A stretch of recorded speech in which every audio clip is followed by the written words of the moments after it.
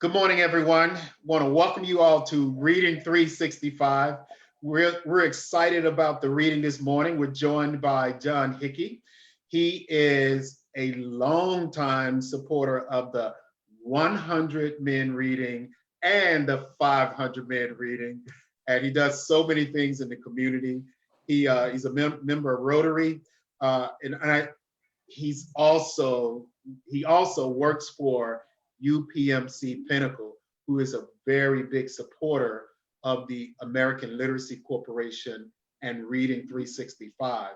Tina Nixon served as chair of the 100 Women Reading last November, John, and helped to get that off the ground. And of course, we work very closely with Leanne and all those folks over there. So David Botero has read already, and he's recruiting people also. So there's so many connections with UPMC Pinnacle. Want to really welcome you, and we appreciate you reading this morning. You also, I know, an avid reader. You've read with your kids when they were kids, and you shared something that's really near and dear to my heart, that we refer to different things throughout the day by the books that we've read. So we're constantly referring to the books that we've read in different scenarios in life. So I'll let you take over there. Thanks, Floyd. It's great to be here. It's great to be in the presence of the super reader and to be reading with you today. And I know that we want to get right into it because this isn't about what I have to say. It's about what we are able to access and the great thoughts and ideas and pictures of other people who have put it to paper and given us their vision of things. So we just love reading. Yeah. So today I'm going to be reading The Snowy Day by Ezra Jack Keats. And it's a great book.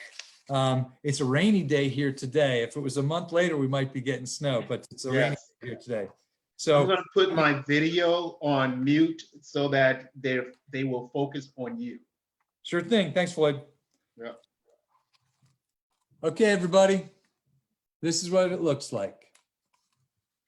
One winter morning, Peter woke up and looked out the window. Snow had fallen during the night. It covered everything as far as he could see. After breakfast, he put on his snowsuit and ran outside. The snow was piled up very high along the street to make a path for walking.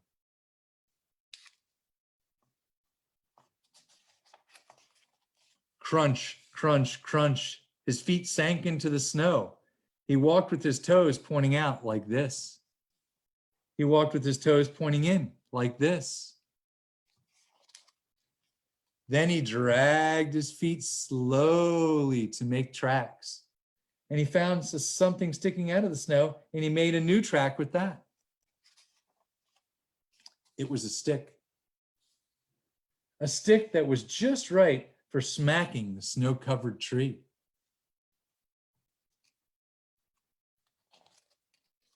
Down fell the snow, plop, right on his head.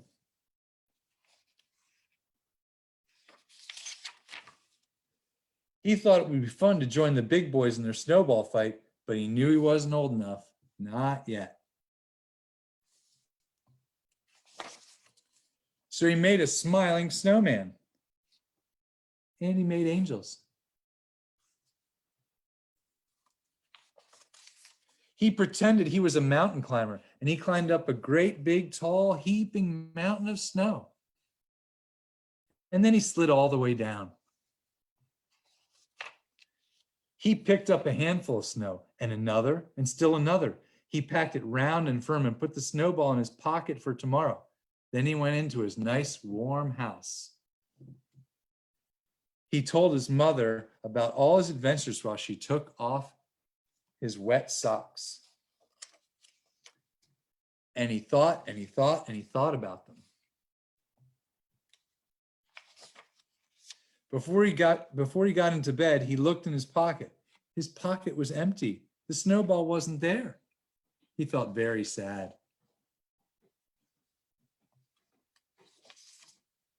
While he slept, he dreamed that the sun had melted the snow all away.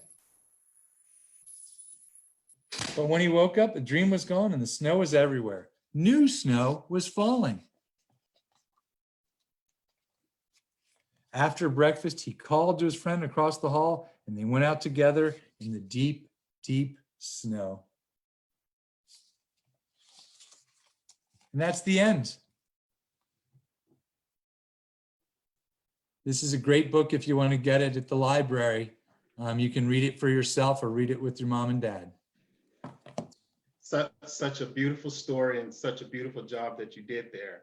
John, have you ever heard of Jinx? I have. So you reading that book, right? It's gonna snow this weekend, right? You just jinxed us, man. I hope not. It's been pretty warm, but it is. If this rain was snow, we would be up in the deep, deep snow, just like a boy in the story was. We'd be climbing. For sure, for Yeah. sure. And you know, the other thing that I thought about, and I think about when reading this book, is a snow day, right? This platform, online platform, has taken away the snow day, right? So Yeah. now teachers can prepare their lesson for, online a lot more efficiently and effectively, right? Right.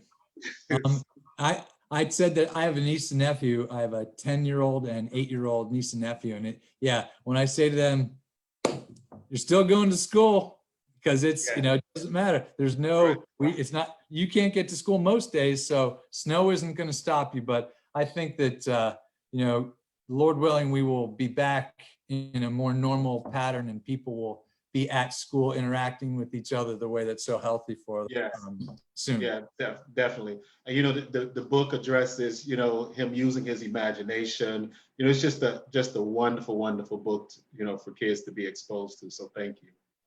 I'm happy to do it. And I love reading. I love reading with people. I think I said to you earlier, I read to my children growing up. They all love reading. They took a book everywhere we went, in the car, waiting for service at a restaurant, and they're still, they all use it in their work. They all have a love of reading. One's a lawyer. She reads all the time. And it's just been a huge— You can't help but read doing that. Right.